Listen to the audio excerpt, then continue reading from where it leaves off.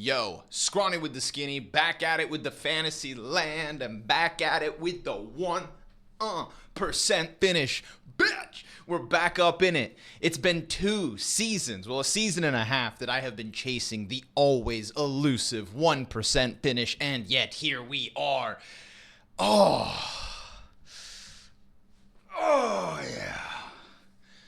Excuse me, I've been waiting a long time, and I'm going to enjoy it while it lasts, because what we've learned this season is that it's a rough one, okay? I'm not going to get ahead of myself. We already watched Bleh skyrocket to the tippity top, only to then fall on his face and now be within striking distance. Yeah, that's right. Your boy's sitting up in 9th place. I'm not going to get ahead of myself. Can't get too excited, all right? But thank you. Let me have this moment. Just when I was losing faith, just when I ended the last video by saying, I don't know what I'm doing. Help me. Help me help you. I know exactly what I'm doing, clearly. This is how it all went down. Listen, we hit the tournament MVP in Brokey. Thank goodness this guy keeps powering up in playoffs. Right there with Rain. Again, huge uptick for Rain the moment you put him on a stage. We know this formula, right? Xerxin and Torzi did what they had to, got some free bonus points for taking them, and considering I went in on the cheaper pieces of Maus, it freed up that little bit of extra money to get Brokey. And yeah, I called the playoffs to perfection. You know, I just happened to hit it. FaZe ran it all the way, predicted the FaZe Maus finals, said FaZe would end up winning. That's why I didn't go Brolin. That's why I didn't go Yimfat. And sure enough, here we are with that 87 points of glory. Thank you, Brokey. He said that he took this event as a vacation. Just played arms race. Whatever he's doing, let him keep doing it, because clearly it is working. But yeah, so enough fun and games. All right, let's get into this next one, because we've got ESL Pro League Group 1 or A and Group B. That's right, 2 groups of Pro League per fantasy event. Now, usually the formula is a fantasy event per group, and then the playoffs. Usually Pro League is 5 events long, and because of that, it's usually a chance to farm a lot of points. And I like this new format. I think it's better this way, to be honest. I think that based on a graph we got from HLTV, from Demi at HLTV, he showed that like it's now an equal piece of the season. It's before it was like too heavily weighted, and with 5 events for technically, you know, 1 event in being Pro League season 19, it was just a little too much. So this is better. But let's run through some predictions. Now, first of all, first and foremost, my philosophy with this is that Group B is way easier than Group A. Group B is a golden ticket for the likes of Vitality. Let's start with B for that reason. Vitality start versus Sharks, easy win. M80 versus BetBoom, who cares? Vitality are going to win versus whoever it is in the upper semifinals. They'll go on to the upper final, where I anticipate they'll win that one too. So I think double Vitality is a must-have for this draft. Falcons versus Mongols. Bro, I think Mongols could straight up take that. Falcons just lost an insanely lopsided game in the Saudi Events online qualifier. Whatever the hell's going on with Falcons, I'm not looking at that team, thinking it's all too impressive, and that's prior to the departure of Simple for his 1-match stand-in. Now you've got Dupree in. You know, this is Snappy, Madden, Sunpius, Dupree, and Magisk. I don't see it, man. I don't see this formula coming together at the moment, and I think that this is unfortunately one of those rosters that is not improving over time. The growth's just, I don't see it. So I'm not inspired. G2 are going to mop the floor with Tyloo, which means I have G2 here, and I'm going to say Mongols, dude. I think Falcons are actually going to come in and disappoint. G2 clear it, G2 Vitality in the upper final. And it's for that reason that I think that if you want to draft some G2 players, you've also got an opportunity there. Hooksy should get by relatively easily, shouldn't cost you too many points, definitely worth taking a look at. It's just I don't feel it with Hunter and Nexa.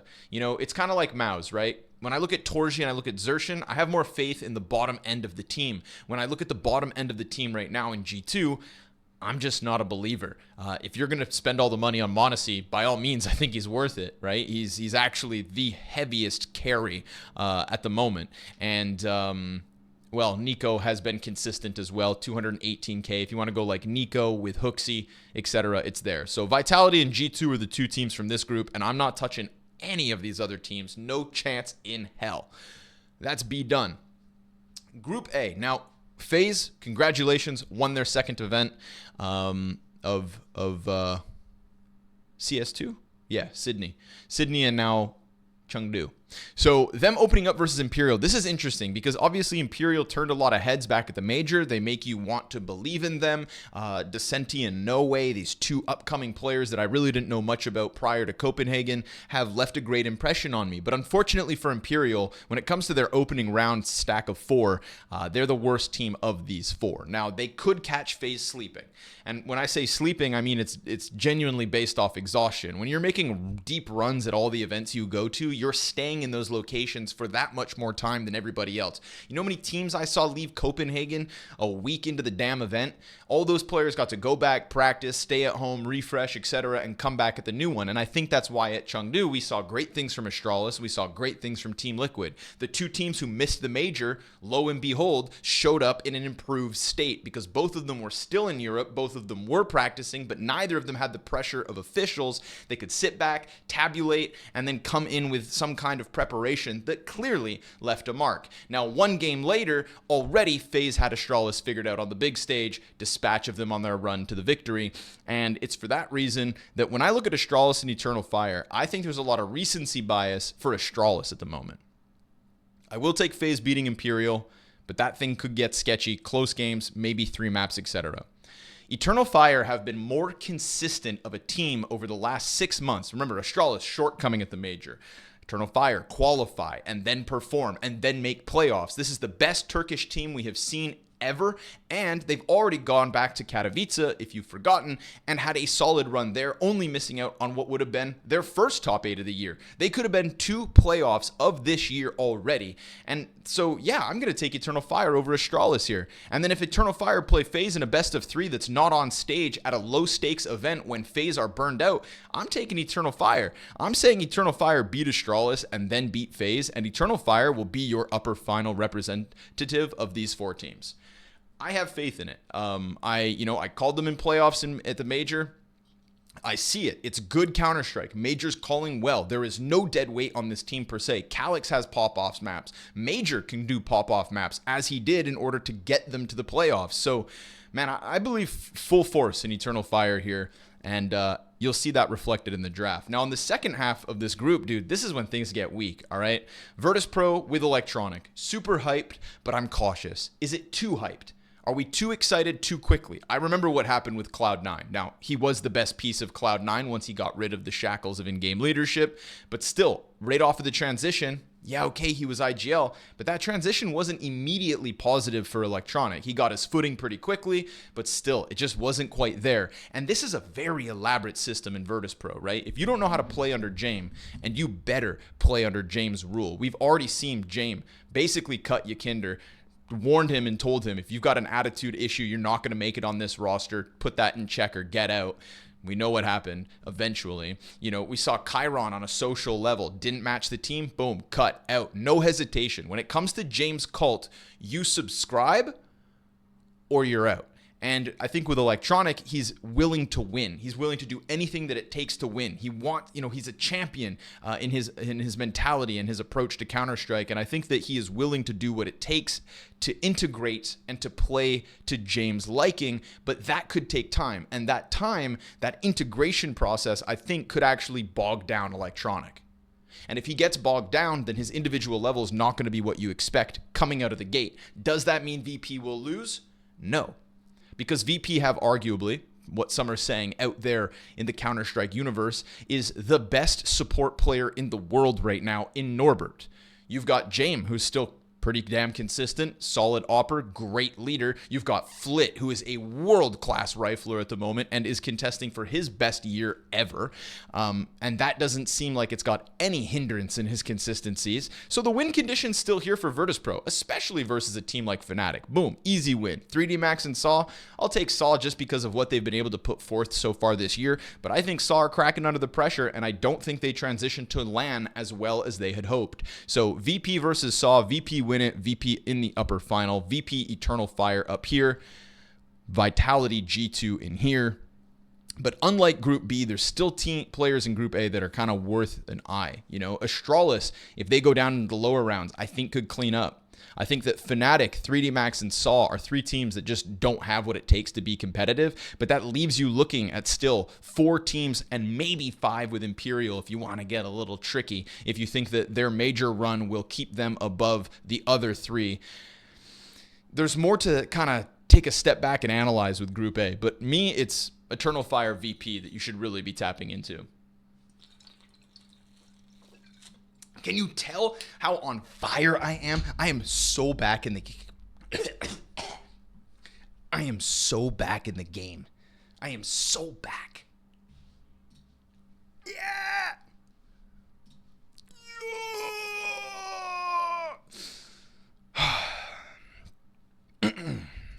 Now, with that said, I present the cornholes. Now, they're not the corn dogs because one of you SOBs out there stole my team name. For seasons, I changed it every time. And I remembered why. Because all season long, I've been playing the Corn Dogs, and today, somebody has already taken that team name. I know it's one of you. So instead, we've got version 2, the Cornholes. Joke's on you. I've got versions, all right? I'm endless in my creativity. A cornosaur. I don't know what's happening. Okay. Woo. So, cornholes, like I said, Vitality are the big ticket here, right? Flamesy and Apex. I'm liking Flamesy at the moment. And there's this little wiggle that's kind of going on with Flamesy and Spinks. Spinks is in the top 8 most picked players. Apex is he's a little too expensive for my liking at 197. But honestly, I think that Flamesy and Apex get through that top side of the bracket so easily, and I actually want to tap into the more aggressive players because I have a hunch that they're just going to be mopping up wins, and it's whoever's taken first contact in those rounds for Vitality that are going to end with higher ratings. The beauty of Spinks is that, you know, all it takes is for a couple players to go down. Spinks has to come in late round, and in a 2v3, in a 3v3, watch Spinks end up cleaning up 3 kills and then climbing the board that way, right? I think Vitality are really strong on both ends, both in their openings and their closings in the round, and that's Flamesy or Spinks, so you kind of got to pick one. I did a few drafts where I had Flamesy and Spinks, but it felt like way too much money on Vitality. And I think that Apex could end up just having one pop-off map that actually makes it comparable. So, yeah, we'll see. But 2 Vitality players to me is the must-have for this one. It's just the nature of the group draw they got.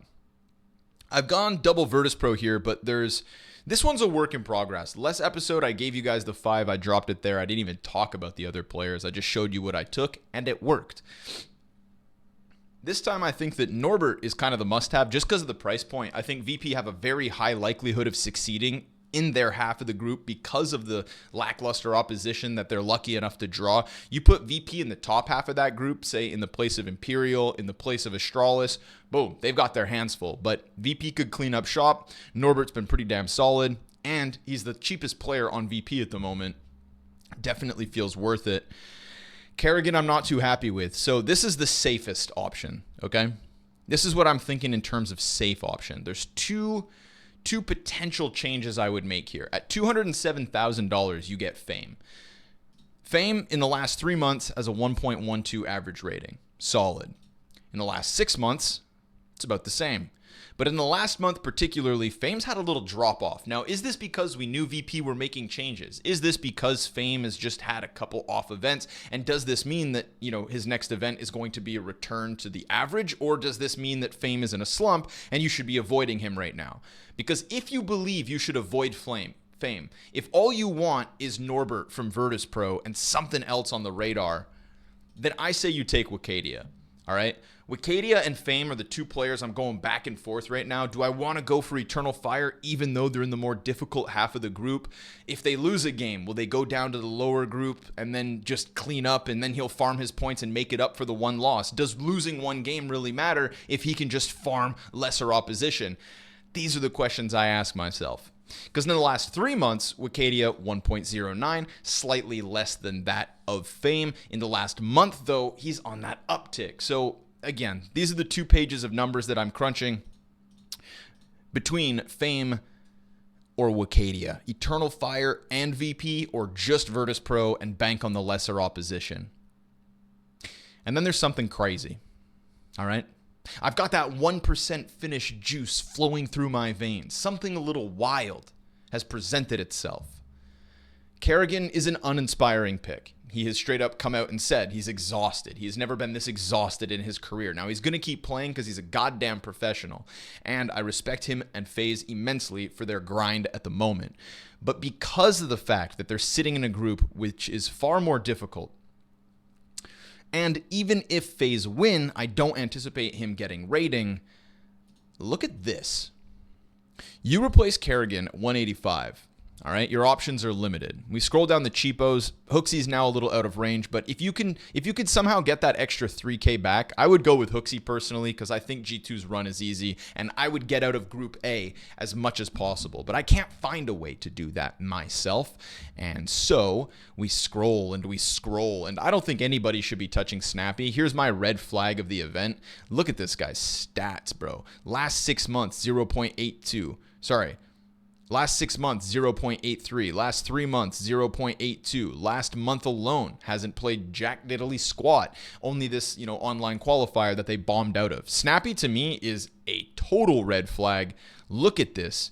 Look at this sea of red. I'm not coming close to it. So, Snappy, no thank you. That's my warning for you. Vinny, tough group. Might as well just go with Kerrigan. I think the team has a higher likelihood of winning. Roman, cheap, but Saw, uninspiring. Nafany, no. Body? Could Body be the choice? Because at 185K, we can easily fit in Body like it's nothing. And I know you're thinking Body, but compare them one-to-one, Body versus Kerrigan. Role-wise, you could throw him on entry fragger and there's something there. It's not the most successful role activation, but look at this guy's stats. In the last 3 months, it's a 1.07. That ain't half bad, right? 1.07 over the last 3 months. And I know you're going to say opposition, but hold up. Last month alone, if you were somebody who taps into current form, 1.21 rating. And look at the teams we're talking about. Koi, Apex, Koi, BetBoom, 3D Max. These aren't the most impressive teams in the world, let's be honest, right? I think they're all ranked top 30 perhaps, maybe 35 at least. But we're talking about teams that have been attending the major, and these are even in losses. This was 2 map losses to Apex where he's posting a 1.11 and a 1.23. Body's got years of experience, and there's a lot of space right now on Fnatic, I believe, for somebody to take action, for somebody to take rating, and somebody's going to rake it in. Whether Fnatic win or lose, somebody is raking in rating, and I think that will be Body. I think he has the highest likelihood of being the best player on this team, and maybe that doesn't inspire you a lot, but does Kerrigan? Just food for thought. My debate remains between Wicadia and Fame. And then there's that X factor. If you don't think Kerrigan's going to be all too worth it, if his padding points on some mediocre run or even maybe some FaZe struggles will bog you down, if you're feeling a little frisky or maybe you don't have much to lose, maybe you're still down in the dumps like some loser like me 3 weeks ago, maybe you keep it Kerrigan, or maybe you throw Body out there and see what happens. Anyways, this is the longest fantasy LAN you have ever seen. And I'm going to Toronto tomorrow for Launders LAN. If you love Launders, leave a comment. Appreciate you guys. We're going to do this. Top 5.